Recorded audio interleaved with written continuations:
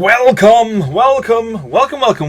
to Game Guru live Twitch broadcast. I'm your host Lee Bamber, and I must first apologise for the huge gap we left last week, the absence of a Twitch broadcast, leaving a huge hole in the universe and a rip in the fabric of space-time.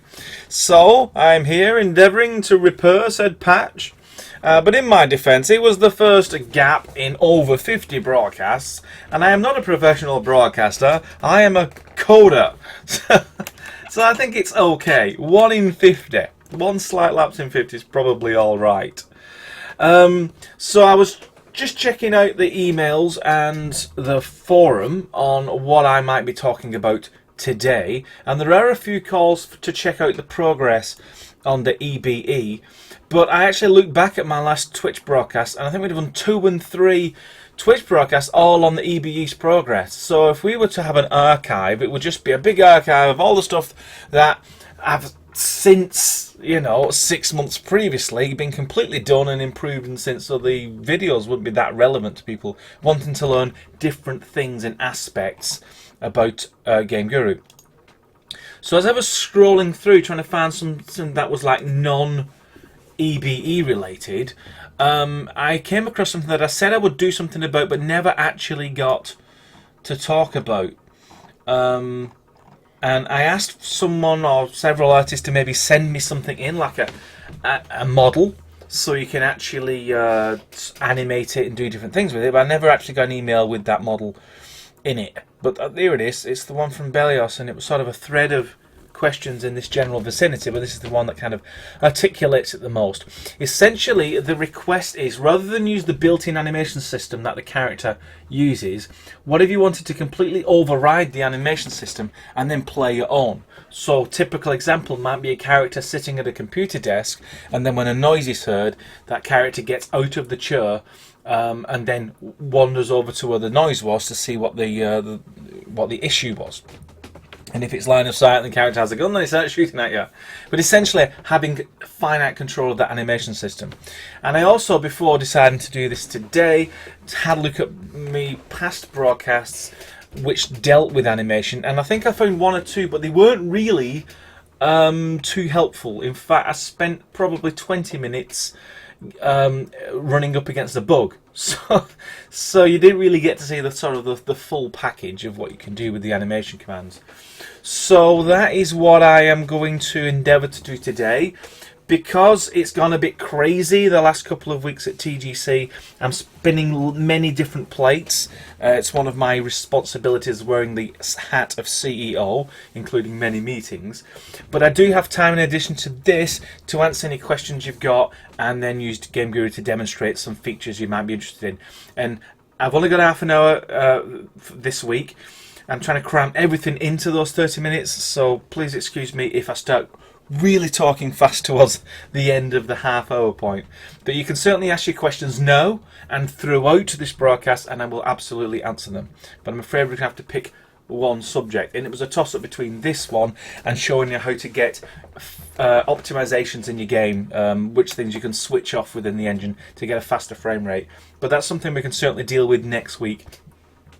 And make a big subject of it, so we can actually have a nice title for this broadcast. But the title for this week will be something along the lines of manually controlling the animations of your entities to animate anything from a simple object like a ceiling fan all the way up to a whole character. And we're going to go straight for characters because we've got thousands and thousands of animations built into our existing animation models, character models, so we don't have to want for animation data. So the first thing we're going to do, I think, is go into my Game Guru, and just to make sure that that's the Steam one. Should we go into the Steam one or the development one? I suppose we'll stick with the Steam, because this is the one you have, version 1.131.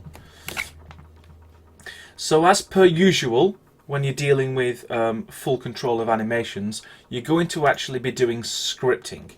So the first thing we're going to do is drop in a start marker and a character we're going to do our experiments with.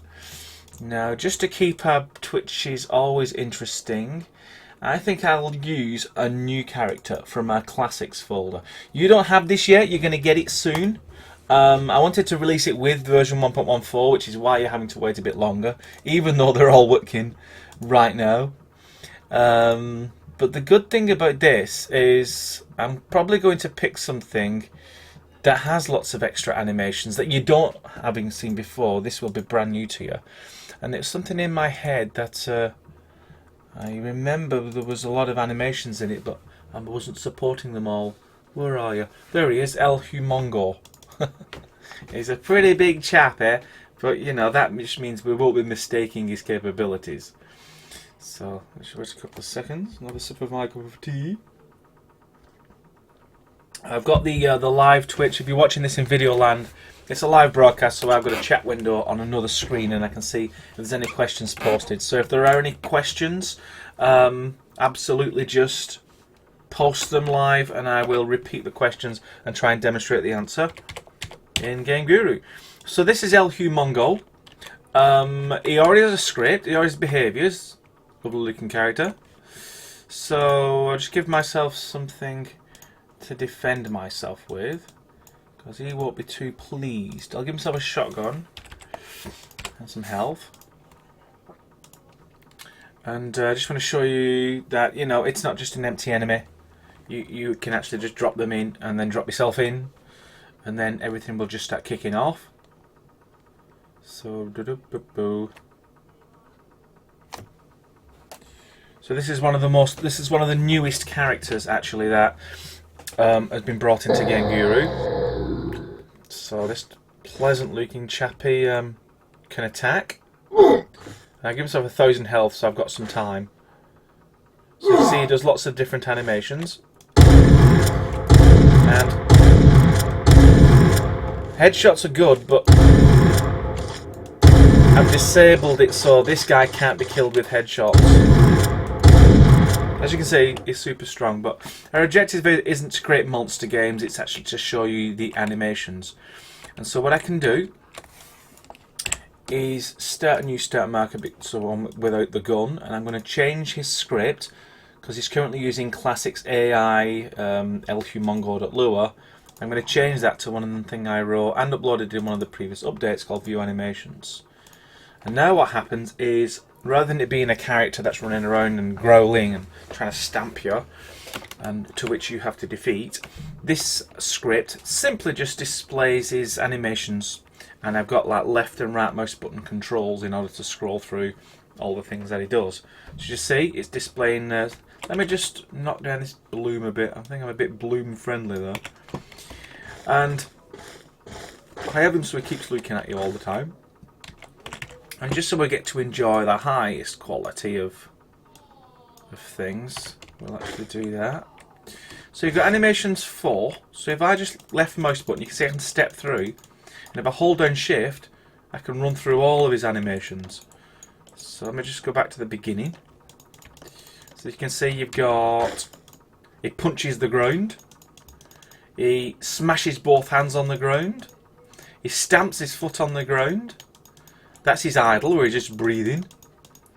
Or even if you see his mouth move though, you can actually have conversations if you want. And that's where he's looking around.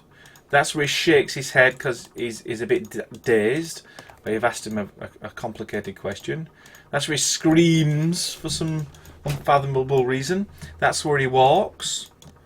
What's this one? It's another scream. And that's where he gets like hit in the eyeball or something. And he actually falls down on one knee.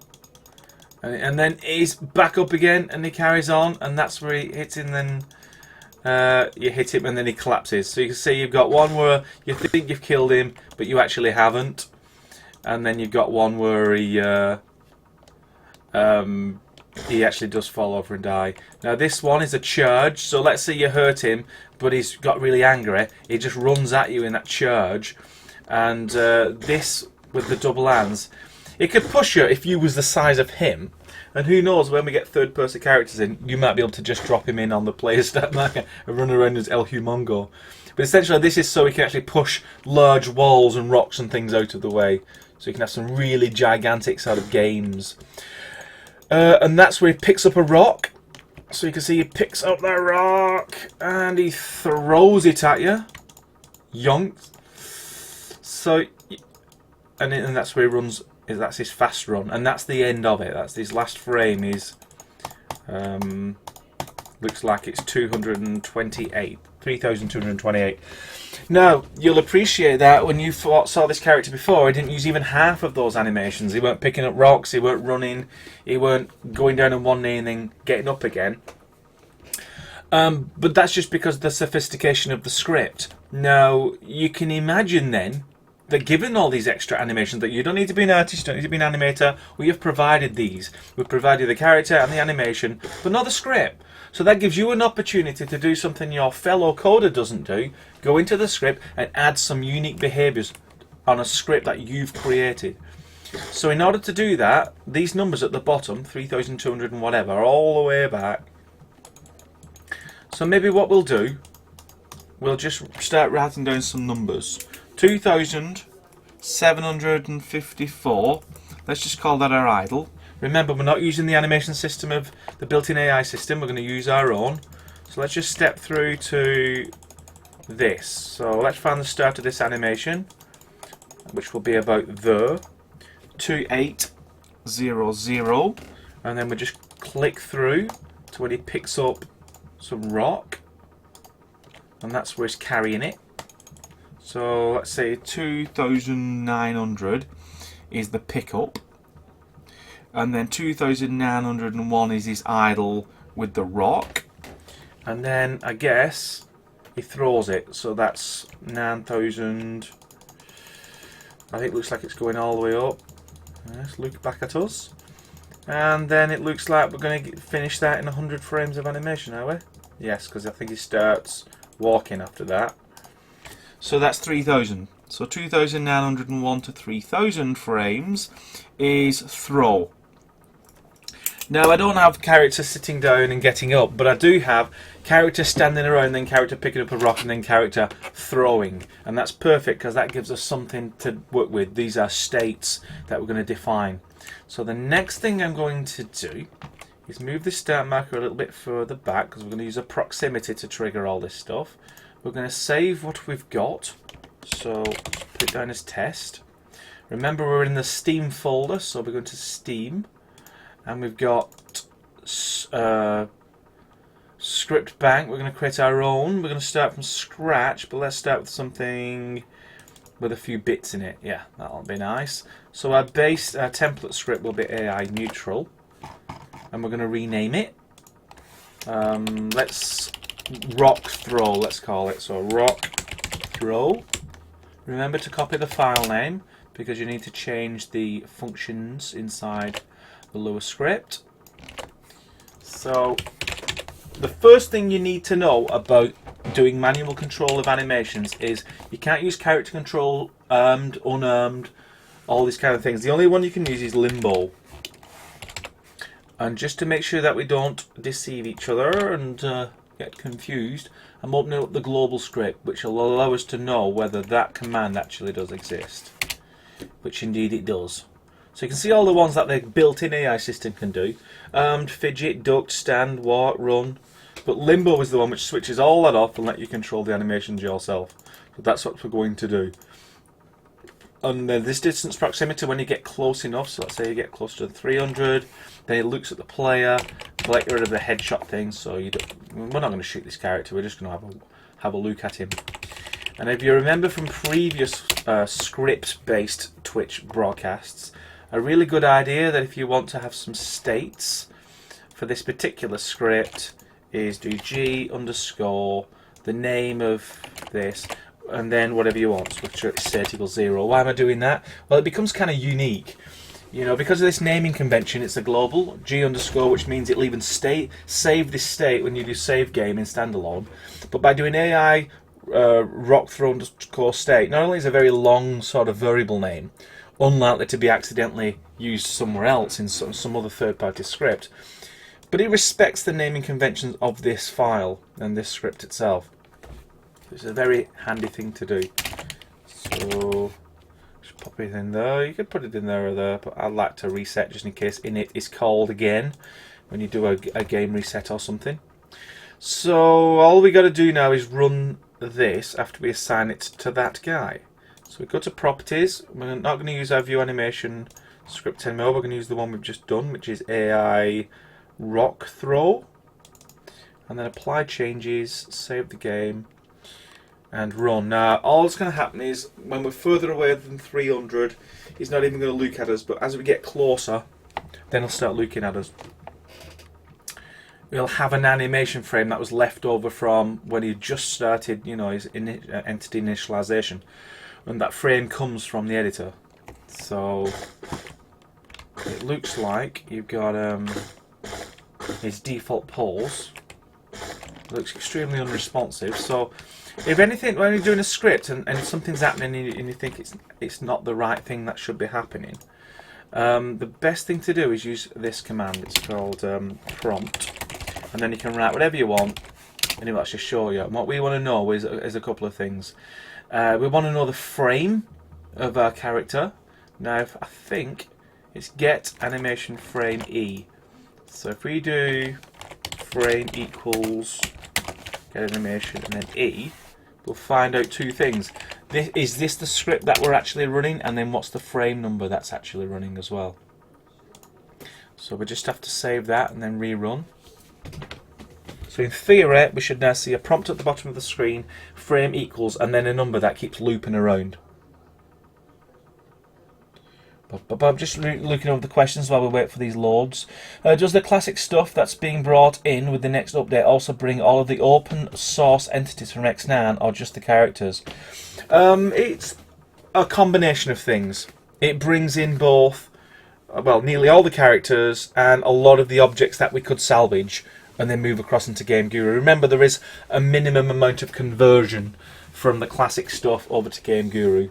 And although a lot's been done, I'm sure there'll be one or two floating about in the community that you can still get hold of that won't be in the update. But the update's pretty huge. I was just building various bits and bobs. It's something like an extra 3 gigabytes of media, so I don't think you can really complain too much.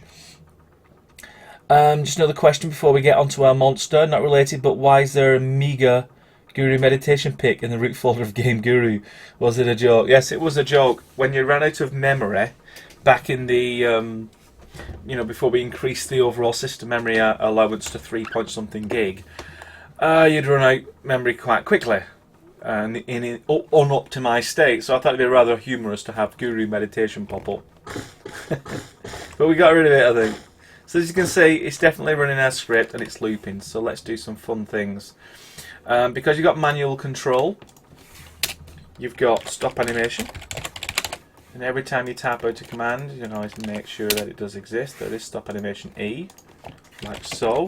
And then we're going to set the animation to a particular frame. So where is it? Set animation frame, E and V.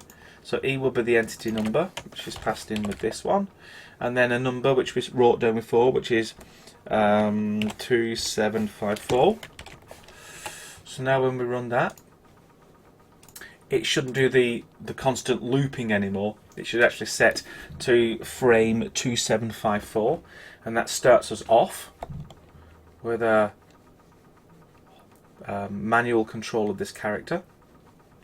Now I'm a bit concerned to put it in init, because init's usually done and then it starts animating after the init. So one thing to do, and to start off our state work, which is what this is, let's just move that down there for a second. If state thanks to equals is 0, then we can set the state to 1, and then we can do these things. Start. We can limbo stop. In fact, we'll do it twice. We'll copy that, get rid of those two, and put them in here. So once you've initialized and animated the character and all the rest of it, and it becomes 0, then it sets it to 1, then it sets limbo, then it stops the animation, then it sets a frame. So what you've effectively done is moved it out of the init, because init is in amongst lots of other initialization steps. We've moved it into the main loop where you have total control of the character. Initializing the physics, and it's still animating. Now remember I did a broadcast about 15 broadcasts ago where I said it wasn't very informative because I was constantly running into functional issues. Looks like you're gonna have a repeat performance. In fact, it's probably word for word. So what we really need to do is make damn sure that character control limbo is indeed what the thing that we're being called. Yes, it absolutely is. Its state is 0, so its state is definitely 1. We'll find out what that state is by adding it to our little variable viewer. Think. So I'll run that whilst we continue to go back and have a look at the global. Yes, stop animation, play animation, set animation, set animation E, set animation. Okay, so we are definitely a state of 1. So I'm just going to throw some crazy cool stuff in here. Like, let's say we, instead of stop animation, we'll loop animation. How many parameters does loop animation have? Set animation frames. Right, and then you play. Okay, good. So if we set animation frames to those two we was talking about, which they pick up, so 2800, 2900, and then loop the animation. We'll put this here for now, and then run that. Now what we should see is him looping through the constantly picking up a rock. Bum ba ba dum bum.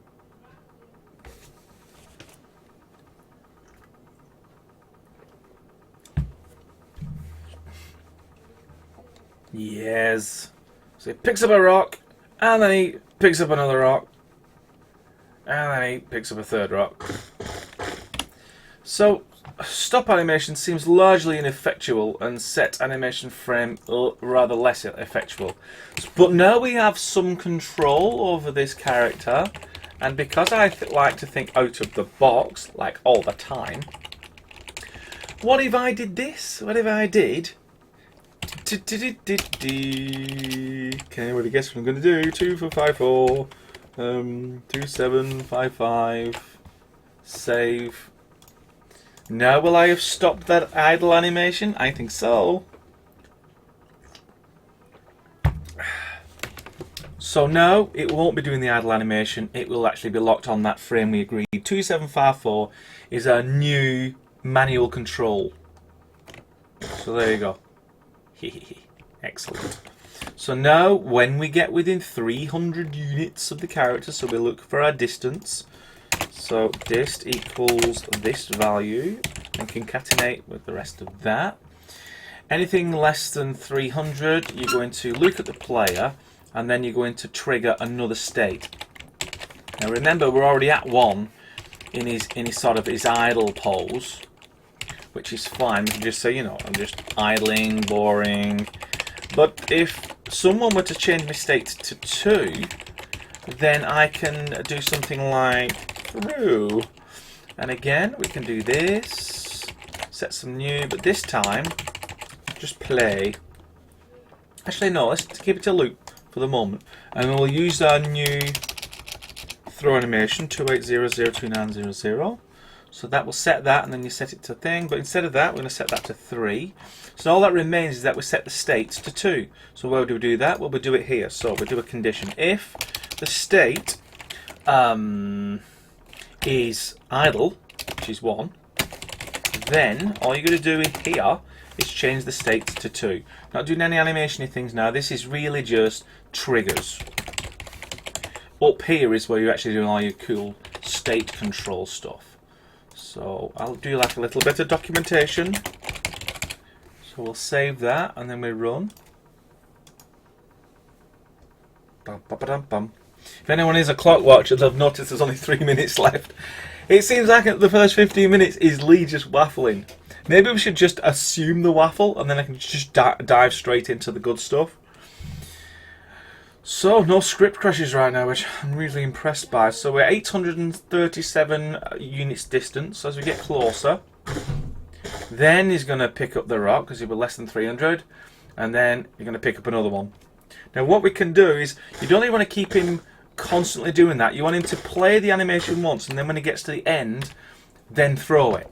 So this is the next thing we're going to demonstrate, and once I've demonstrated this, then you will have seen full manual control. So he's idling, then he comes to, it's not throw, because you just think it's pick up, pick you up, and we're going to do a play instead. And it's going to play those frames of animation, and we're going to set the state to 3. So what we can do now is monitor for when that animation finishes. So we already know we're in state 3, which is in the process of picking up, but now we can do something like get animation frame, and if the frame is greater than 2895, which basically means you're right towards the end where it's thrown, then you can actually change the state again. So we're going to change it from 3 to 4, and that finishes that. So then what we can do is go into another sort of loop. So we could have an idler where he's holding the rock above his head for a long time, but for the sake of expediency and the few minutes that we've got left, if you change the state to 4, he immediately changes his state to 5, and then he goes straight into his next animation, which will be a throw. So we play that, and we change the animation, so now it's 2901 to 3000, I think we said.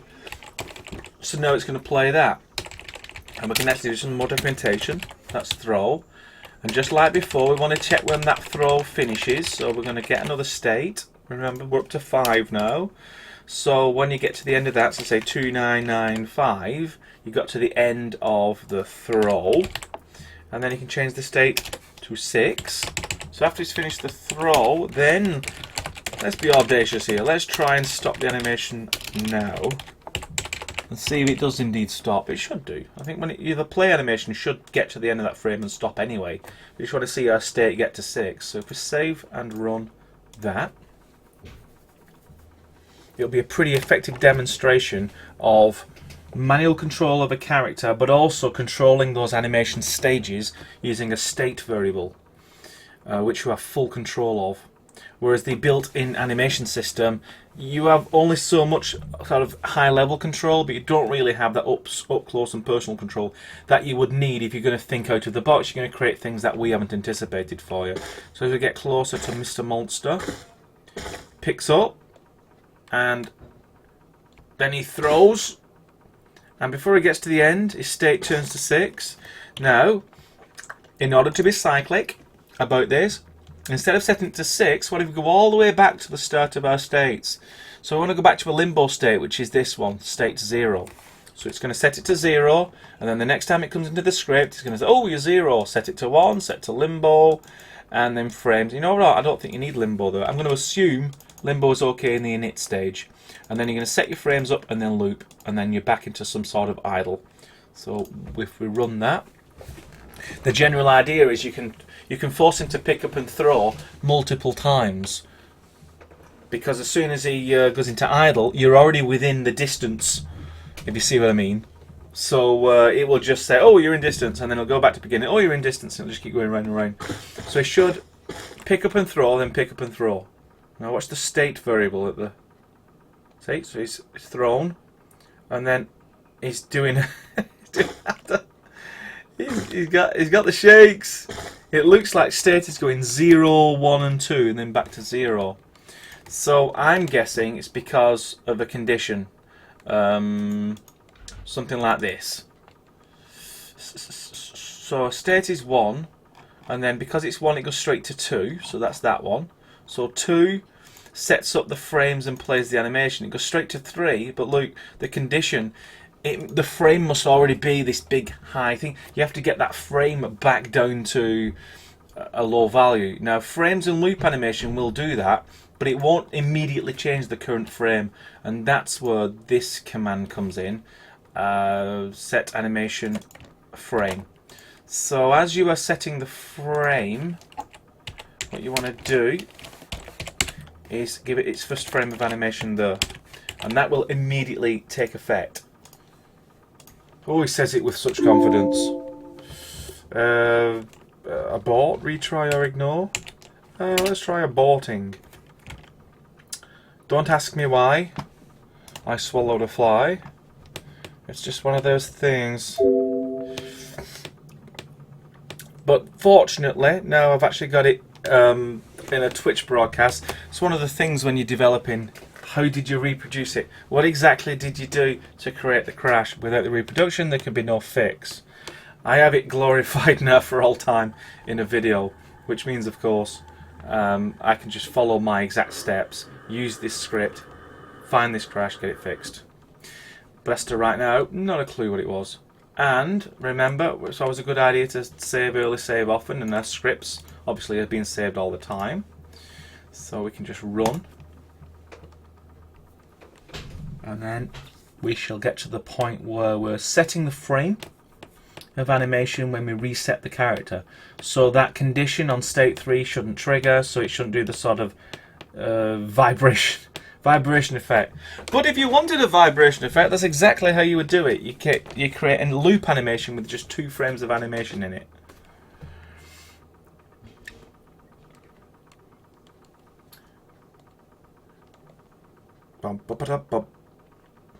And you'll notice the first time you run a test game in Game Guru, it takes a little bit longer than subsequent times because it remembers things that you've loaded in, so it doesn't have to keep loading them in every time, so it gets faster and faster every time you press test game. So now we'll get near him, 300, so he throws his rock. Yikes. Now he goes back to beginning, state 0, and then he throws his rock again.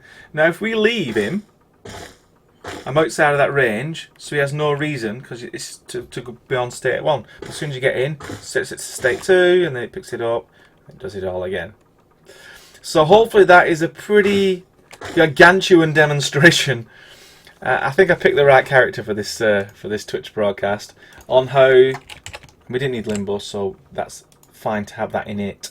And that's how it looks. And so just as a recap, create yourself a state variable, and initialize it in the init along with setting the character to limbo so you can have full manual control.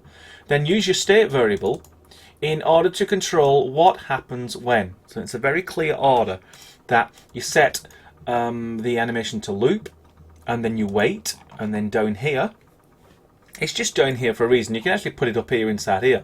Inside state 1 you could check for the distance, so it doesn't have to check for the distance any other time. But I'll leave code cleanliness to you.